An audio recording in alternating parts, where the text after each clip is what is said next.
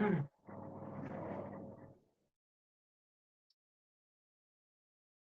afternoon again. Welcome back to welcome back to online session. This is fourth session to this lecture. So in this lecture, we shall focus on something else. That is which we have already studied in first semester. You have studied this course about this course. So that is the course is on British poetry. That is British poetry 2. 6214 British poetry. Okay. So, so as the name tells you, right? This is a continuation of your engagement with British Poetry 1. So if you have studied British Poetry 1 in the previous semester, you will find that your earlier foundation helps you here as well. So today, in this course, we shall study major poets. I will tell you later. So, but this but I will focus only on one block, as I have done for other courses. So we shall focus on block one of this course, which is entirely dedicated to Dylan Thomas. So let us start. Let's get started, and I hope by the end of the class you will feel both informed and genuinely inspired by the extraordinary work of Dylan Thomas poetry. So let us begin. Okay. So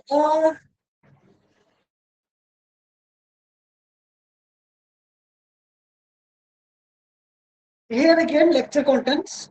So first we shall have course overview of the 6214. What are how many blocks are there? Which are the major blocks we shall be dealing with in these courses? Something like that. And then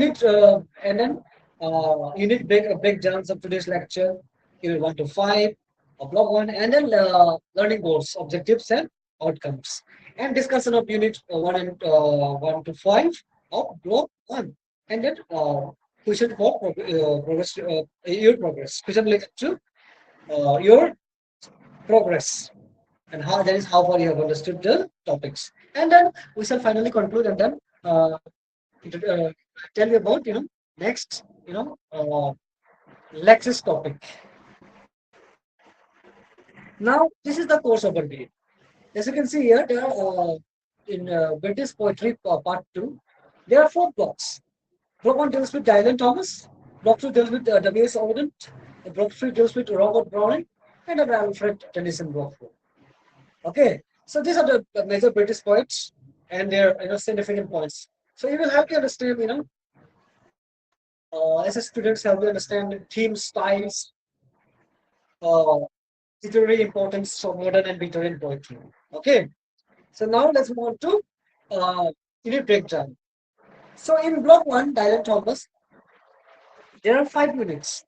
So unit 1 deals with introduction, theme, style, and characteristics. Okay, and you need to deal with uh, and that shall have no dominion. That is a point in the summary analysis.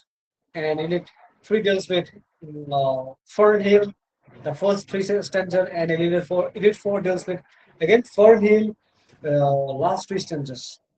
All right, and unit 5 deals with do not go gentle into that good night. Okay, that's these are the 5 units of block 1. So now, learning goals. Learning goals, as you can see here, there are 4 objectives and 4 outcomes. So first, as you can see, the objectives, that is, our first objective is to introduce to the poetry of Thomas Dylan's. And then second objective is to examine theme styles and poetic techniques used by Thomas. And third objective is to develop the ability to interpret modern British poetry critically. And fourth is to encourage you to analyze poetic language, okay, imagery, and symbolism. And outcomes and then entire outcomes we have after after the lecture, after the learning these courses, after After this, what will how will how it will help you, right? It will help you to understand. It will enable you to understand the life and literary contribution of Dylan Thomas, and also able to you will be able to identify major themes such as life, death, nature, and times in his poetry, and critically analyze, selected poems of Dylan Thomas, the three poems, and explain poetic devices such as imagery, symbolisms, and musicality. Okay, these are the major points. And now in the unit two, let's move on to the unit two, the main discussion. Uh, we are going to begin with the proper introduction about to Dylan Thomas and who he was, where he came from, and why his poetry continues to matter even today, more than even 30 years after his death. Right. So Dylan Thomas was born on 27 October in early modern period, that is 1914, in Swansea, Wales. Wales is a part of United Kingdom, and Wales culture has its own distinctive uh, character, a deep connection, to landscape, music, tradition. Okay, and Thomas grew up in a Thomas, grew up in this environment, and it shaped his, imagination profoundly. So, from a very early age, Thomas showed a remarkable gift for language. He began writing poetry seriously as a teenager. By the time he was, in his early 20s, he had already published its first collection of poems, like 18 poems in 1934. So the literary world took notice immediately. So his language was fresh, passionate, uh, and unlike anything people had read before. So what makes Thomas remarkable is the combination of qualities in his writings. So his poetry is deeply, lyrical. So meaning it has a musical, song-like quality. So, but it is also, philosophically rich. So he thought deeply about, meaning of life and the experience of childhood and the passing of time and inevitability of death. So these themes appears again and again in his work.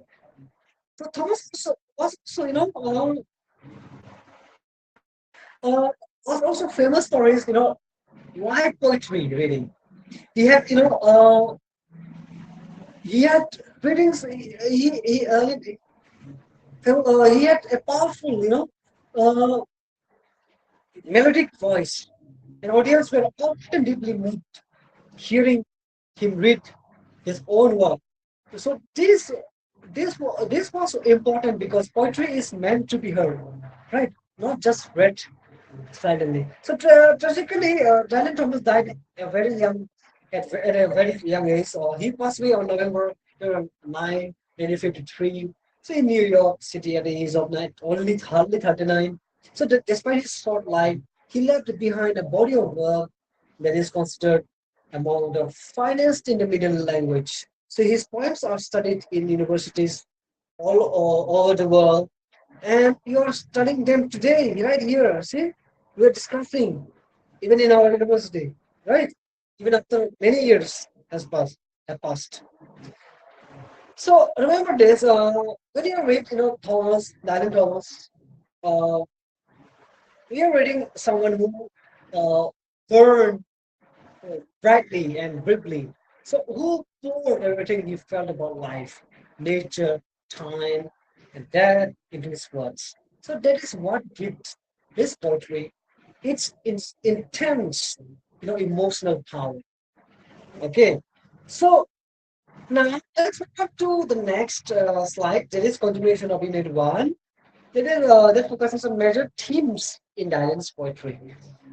So now we have been introduced to Dylan Thomas as a person and a poet.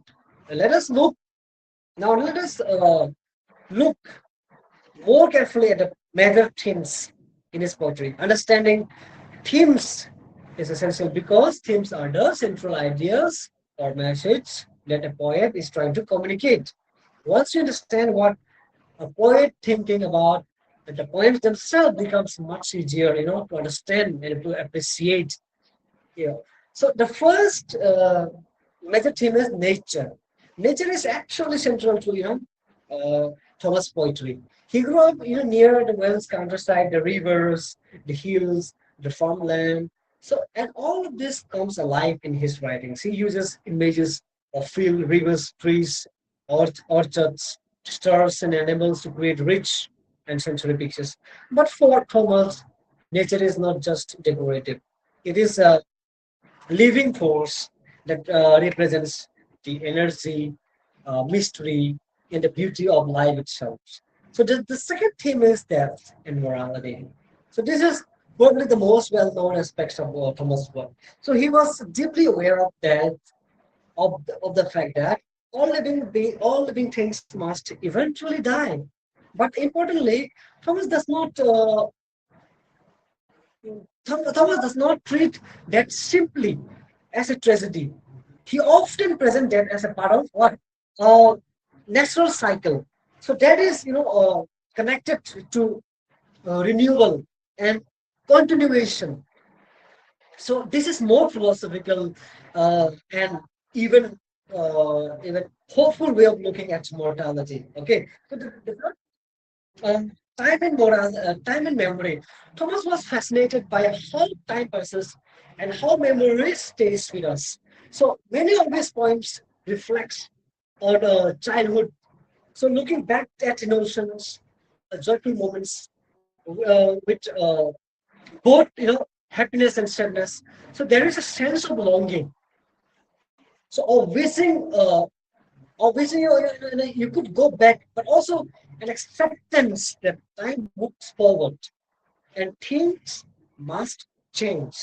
So the fourth theme is love and human relationship. So Thomas' poem also explored deep human emotions, love, uh, passion, uh, tenderness, and complexity of connecting with other people. So these, emotional and dimensions gives his poetry a warmth and humility that balances the heavier themes of that and time. Okay, so uh, as students, when you read any poem by Dylan Thomas, I want you to always ask yourself which themes are present here.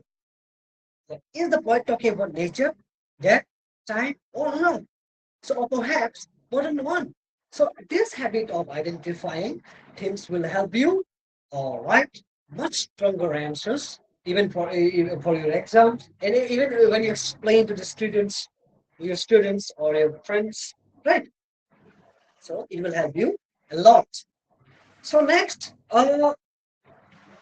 we have themes and characteristics of Dylan Thomas. So, in the previous slide, we look at Dylan Thomas was who Dylan Thomas was and what he wrote about, and that is his biography and his themes. Now let us look at how he wrote. So his style and poetic characteristics mainly. So understanding a poet's style is just as important as understanding their themes, especially when you are writing critical analysis. So the first and perhaps most famous characteristics of Thomas' style is his musical language. When you read a poem like by Dylan Thomas, or better still, when you hear it read aloud, you will immediately notice that it sounds like music. He uses alliteration, the repetition of consonants sound at the uh, beginning of words very frequently. So he also uses repetition of whole phrases to create rhythm and emotionally emphasis. So reading Thomas is most like listening to a song or a chant. Or this is no accident. Thomas was deeply influenced by the oral traditions of Wales, where uh, language was meant to be spoken aloud and heard. So the second characteristic is rich and imagery. Thomas creates vivid, powerful visual pictures in the reader's mind. His image comes primarily from nature, orchards, hills, rivers, the seas, stars, and sunlight. But they also sometimes use unexpected uh, combination of words that creates striking and unforgettable images. Okay, so this is sometimes called surreal or visionary, imagery, because the pictures Thomas creates go beyond simple and description into something almost dreamlike. The third characteristics is symbolism. In Thomas poetry, uh, objects and natural elements carries deeper meanings. Light, for example, often symbolizes life and vitality. Darkness represents death or the end of life. Time is symbolized through the natural world, seasons changing, days passing, the moments of the sun. When you read Thomas, always look for these symbols, layers beneath the surface. So the fourth characteristic is emotional intensity. Thomas' poems are never cold or detached. They are full of strong feelings, joys, griefs, defiance, longing, wonder. So this emotional power is one reason why his poems remain so memorable even after a single reading. Okay, so as you study his poems in the units that follow, keep these four characteristics in mind. Okay, so musical language, rich imagery, symbolism, and emotional intensity. You will see all four of them at work in every point we discuss, even in today's discussion. Okay, so now let's move on to the first poem.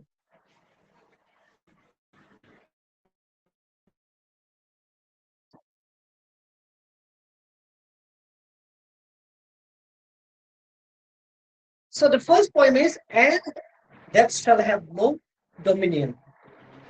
So what is this poem all about? This is one of Dylan Thomas' most celebrated early poems, and it is a wonderful place to begin with because it is the central message. Because its central message is very clear and very powerful. So let us start with the title itself. The word dominion means supreme authority, right? Power or control.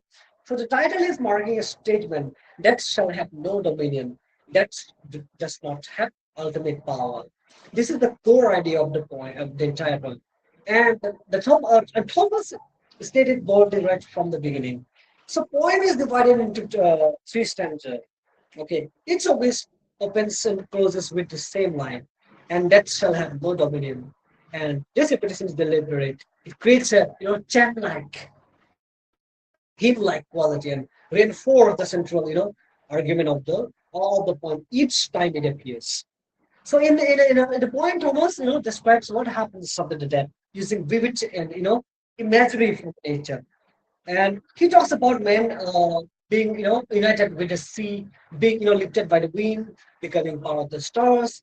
Even when the bones of the dead have turned to dust, the poem suggests uh, something essential continues,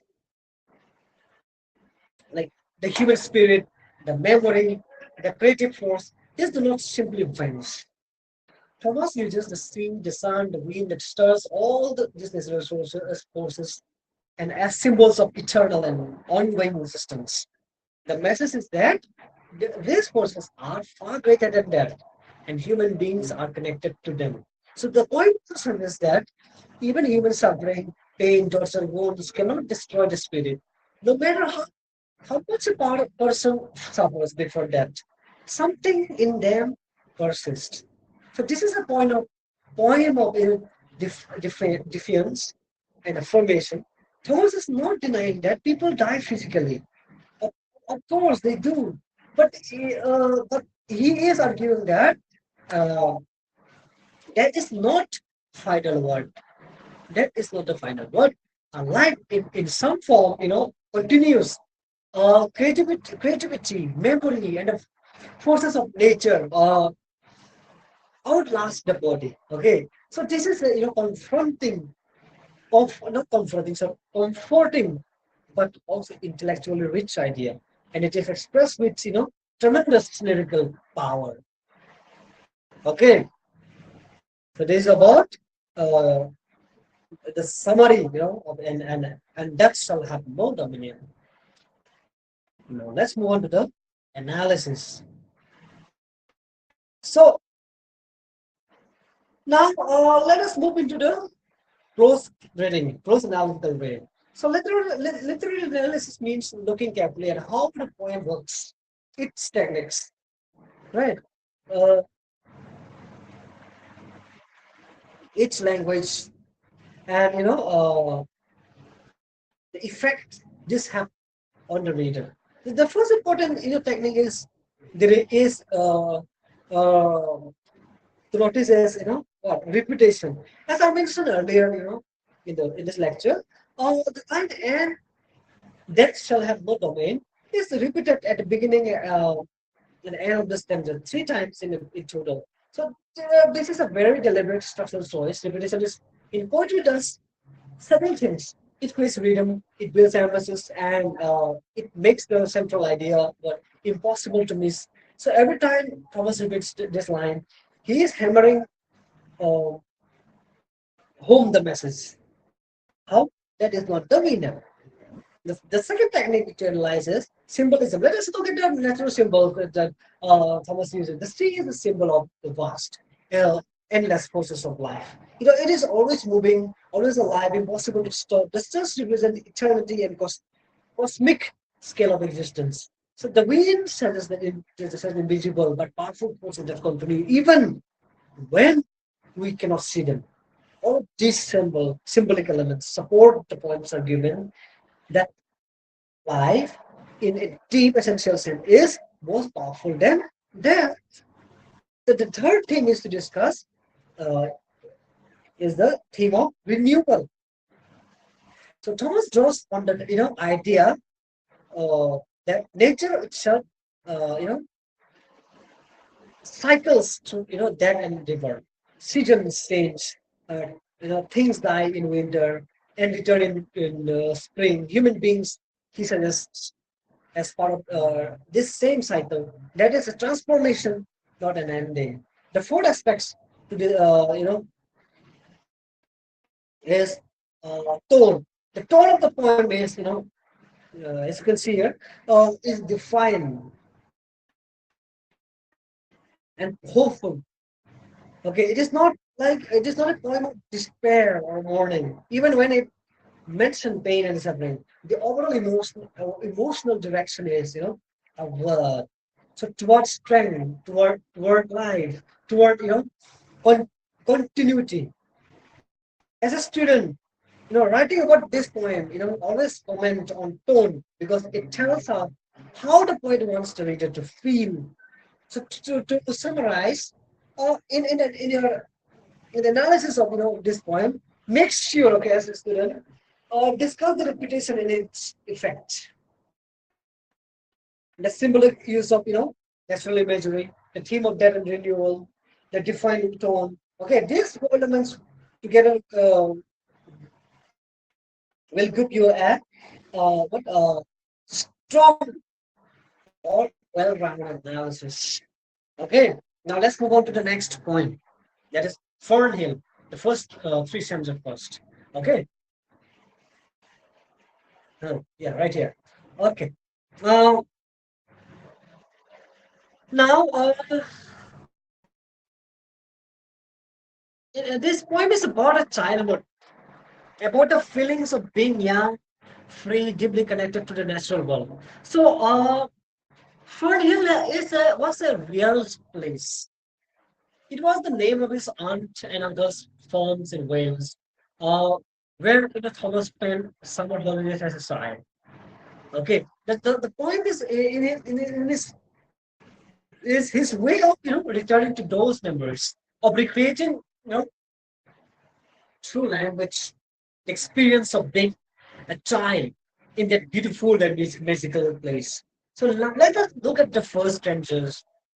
So we the focus of this unit. So in these stanzas, the speaker who we understand to be the poet himself, looking back, describe his childhood days in the farm. He remembers being, young and happy, running freely through the fields, playing among the apple orchards and golden meadows. So the imagery in this opening stanza is extraordinarily rich and joyful. Thomas describes, everything in terms of color, light, golden, okay, green, and lifting, okay. So these are the things. So everything glows. The fog feels like a paradise. Time seems to stand still, or rather, it seems to move at the child's own pace, slow and unhurried. So the child in the poem feels like the prince of natural world. He feels, or he feels ownership and joy and wonder. Everything around him, the horses, the foxes, the owls, uh, the hay fields, you know, mm, uh, the streams, he is alive and magical. The world is new, and every day is an adventure. So, but even in these circumstances, there is a general awareness that this time, this time will not last. Okay, so Thomas uses the phrase time lapse, time lapse, suggesting that time is a giver that also takes away. This is a subtle but important hint that idyllic childhood world is temporary. Okay, so the first stanza are predominantly celebratory, full of joy and sensory richness. But there is a quiet undercurrent of loss beginning to appear.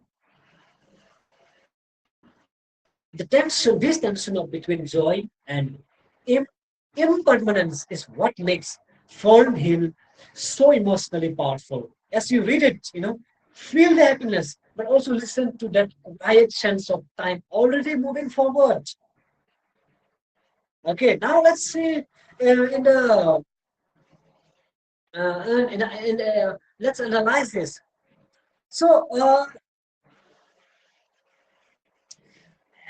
have already understood what happens in this stanza, right? The speaker remembers his joyful childhood. Now let's look at the specific literary techniques Thomas uses, what and what effects they create.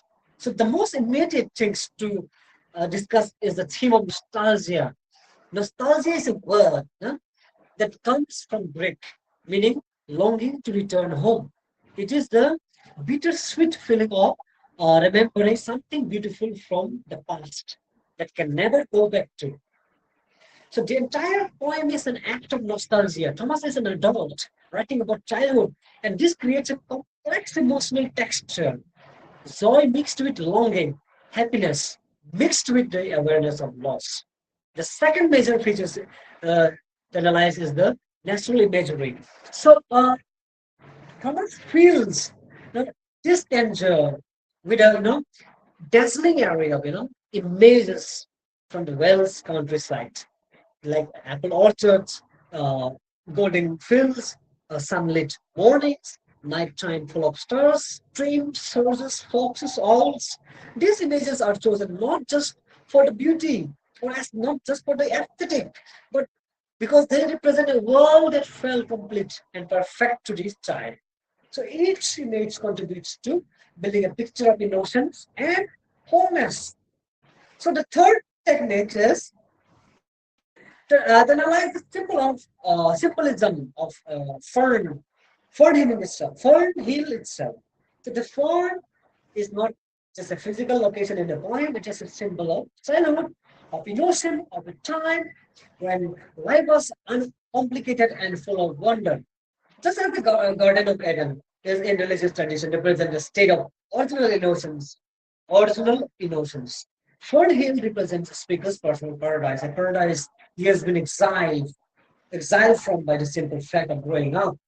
So the fourth element uh, to discuss is the passage of time. Even in this celebratory, stanza, Thomas introduces time as a character. It is described as granting the child freedom, allowing him to play and explore. But this already implies that time has all time has time has power over the child, even if the child does not know it yet. This sets up the darker realization that that comes in the final stanzas. Okay, so now let's look into final stanza. So uh, as we remember that the first stanza, we're filled with joys, right? Colors and freedom of childhood. So the second half of the poem, the last three stanza, is different. The tone begins to shift. It becomes more reflective, more serious, and ultimately more soulful. So in this final stanza, the speaker's perspective begins to change. He is no longer simply immersed in the joy of what childhood. He is now looking at the childhood from outside as someone who has grown older now, but who now understand that the happiness he finished was temporary. Okay, one of the most important moment in this section is when uh, Thomas introduces time as an active and powerful force. In the earlier stages, time seemed to work in the child's favor. It gave the child freedom to play, explore. But now, Thomas reveals the other side of time. Time is also the force that takes things away. Uh, Time also, allow the child to experience for an end, but time also brought that experience to the end. So there is a deeply, moving quality to these stanzas. So the speakers recognize that while he was a child, he was, uh, singing in his stage. This is, one of the most famous lines in, Thomas poetry. It makes that even as a child, he was free and happy. He was already bound by time, by mortality, by the inevitable process of growing up and growing old. So the image of change here is not brutal or violent. It is, like a gentle but inescapable constraint. So that the child does not feel the change. Okay, change. He was too busy being happy. But looking back, the adult speaker knows that those changes were always there. So the poem ends with a sense of quite acceptance. Okay, acceptance. Speaker does not raise up against what has been lost, at least not in this point. So there is sadness, yes, yes, but also a kind of tenderness toward the memory of that childhood itself, childhood itself. So running freely through the forum and unaware of time passing. So the last 10 years, uh, brings foreign here to a deeply human conclusion. Okay, that youth is a gift. Okay, youth is a gift, and that its beauty is inescapable. Sorry, inseparable from its brevity. And that growing up means becoming aware of time in a way that childhood never was. So this is the truth that every one of us, as we grow older, comes, to understand, in our own what in our own way. Okay. So now let's move on to the analysis of the last stanza. So now the first and the most important elements in life is the treatment of time as a powerful force. Okay. So in the final stanza, the time is personified. Given the qualities of a living, active entity, Thomas shows time as something good, nurtures and destroys. So in the beginning of the poem, time seem generous. It gives it gives the child all the space to play and dream. But by the end, we see that time has also been working against the child all along, moving him slowly away from innocence and toward mortality. This dual nature of time, as both giver and taker, is one of the most profound ideas in the poem. So the second theme to analyze is the loss of innocence. As the poem moves towards its conclusion, so the story the speaker clearly understand that silent was a state of innocence that cannot be recovered. He was once the young boy who ran freely through the forum, uh, living. The worm was his, but the boy is gone. The loss is not violent or sudden. It happened gradually, almost invisibly, and and that is what it makes so poignant. The third element is to discuss is mortality. The final sentence makes clear that the point is not just about growing up. It is about the awareness that all human life moves toward that. Childhood is one of what is one, and of the spectrum. That is the other. Uh, Fern Hill represent the bright, joyful bringing, sorry, the joyful beginning, and the poem ends with the speaker contemplating the shadow of the ending. The fourth element is the uh, emotional tone of the conclusion. So the tone in the final stanza is reflective and melancholic, but it is not despairing. Thomas does not break down into grief. Instead, there is a kind of quiet, dignified sadness, and a kind of sadness that comes from truly understanding something important about life. This is mature philosophical sadness rather than a childish complaint. Okay, this is all about foreign here. So now let's move on to the last topic. That is, do not go gentle into that good night. So now this is the final topic of today's lecture of this course of this blog one. So now let's this point this point is also quite popular over the world or US. That's what we are studying right now. It has been also foreign in the film, speeches, and literature, and once you understand it, you will see why it has such lasting power. Okay, and let's just begin with the form point. Uh, because the form in itself is unusual and significant. So do not go gentle into that good night. It's written in a poetic form called villainly. Okay, so villainly is very structured, almost type of poem with specific rules. So it has 19 lines, divided into five sets.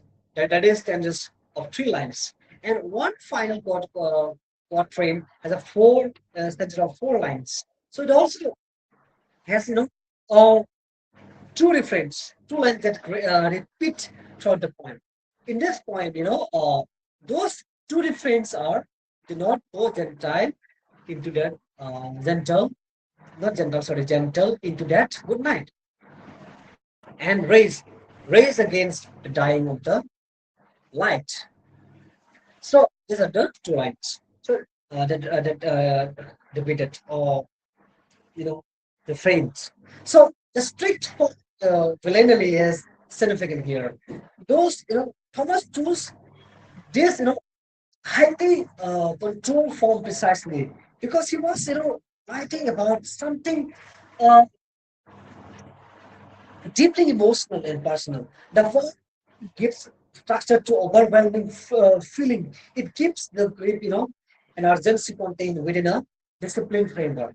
And this tense, between emotional and intensity, and a formal control gives the poem tremendous power. So let us now understand the content. The central message of the poem is a passionate appeal, you know, resist that. The speaker is urging someone who understand, we understand it to be, his dying father, not to accept that quietly and passively. Instead, he urges his father to fight, to resist, to struggle against the dying of light. Okay. So dying of light, light is a metaphor for death. Light represents, life, energy, consciousness. When the light goes out, life ends. Thomas is asking his father, do not let the light go out without a light, without a fight. So in the middle sense of the poem, Thomas described four types of men: wise men, good men, wild men, and great men, and shows how each of them, in their own way, fought against death rather than accepting it passively. So he uses, these examples to argue that the right response to that is defiance and raise and not submission. So the poem ends with speaker addressing his father directly, begging him not to raise against the dying of the light. This is a son pleading with his father not to live in. It is a deeply personal, deeply human, and utterly heartbreaking. And it is also the most beautifully constructed poems in English language. Okay, now let's look into the analysis of the poem. So the first and the most essential thing to discuss is the form itself. The vanillin. I'm not. My pronunciation is not that perfect. Though it's still I'm doing it. Vanillin. Vanillin. Okay, vanillin. Okay, vanillin. Vanillin. Okay. So as I mentioned in the previous slide, um, vanillin has the 19 lines. Which uh, repeating refrains. In this point, do not go gentle into that good night. Is the first refrain, the dying of light, is the second. So these two lines alternate throughout the poem, and both appear together in the final quatrain. So the effect of this repetition is, cumulative. So each time these lines return, they gain more emotional weight. By the time they appear together at the end, they feel like an urgent, desperate prayer. The form itself enacts the poem's argument. So Thomas keeps turning back to the same plea.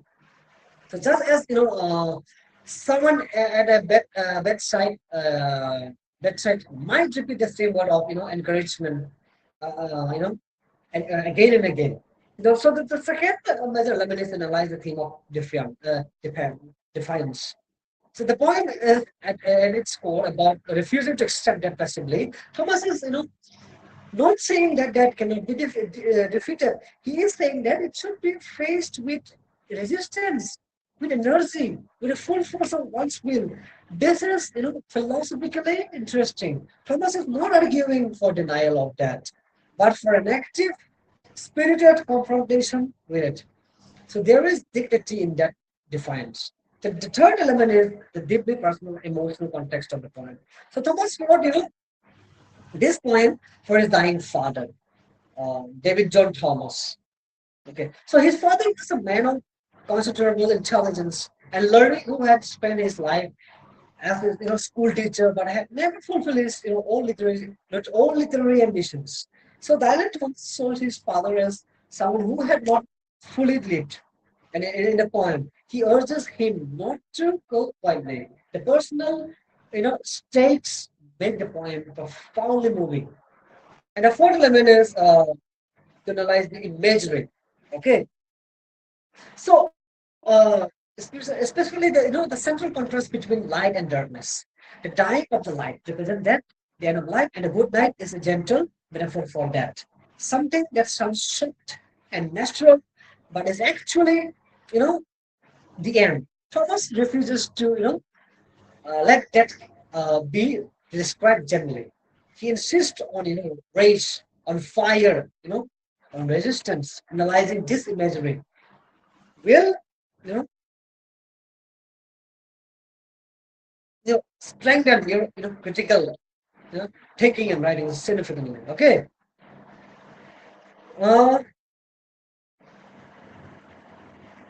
So, so this imaginary part also very important. So try not only this imaginary part. So you have to remember, you have to go through it properly. All this, elements like form, theme, emotional appeal, and imagery. Okay. So now, this is the uh, end of end of discussion of this point. And now we have covered 3 points of block one. So including about you know quiet, right? Like about the light of white background. So now in the next line we shall talk about the questions. What have you understood? And how could you have understood this discussion? Based on that, I have here uh, included a few questions. Go through it. Now try to attend them. Try to solve them. Try to write their answers. Okay. First is major themes found in Dylan Thomas poetry, and then next themes of life's triumph over death in um, and death shall have no domain. And the last question is about how does Foreign Hill explore childhood memories in the passage of time. So try to solve these questions.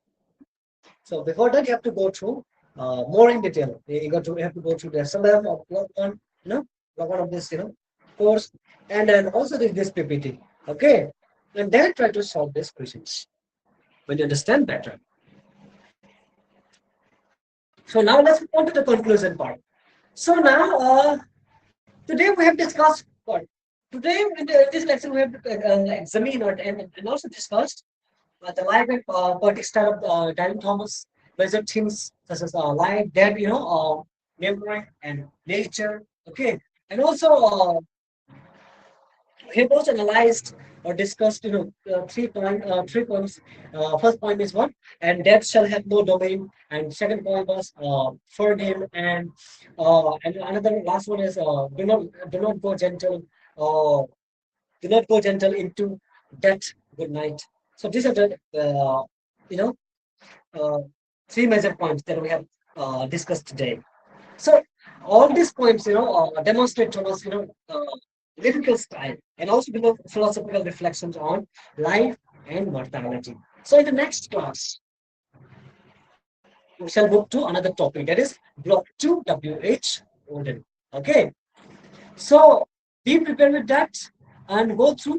Odin is, let me give you a small break. Right? Odin is a very different kind of poet from Thomas. More politically engaged and more intellectually analytical, and writing it in a very different, different historical context. So it will be interesting to compare the two. So please, before our next class, please go through. I encourage you to go through it. Okay. So thank you for your attention today. And if you don't have any questions, we stop here because we have one more class for today's.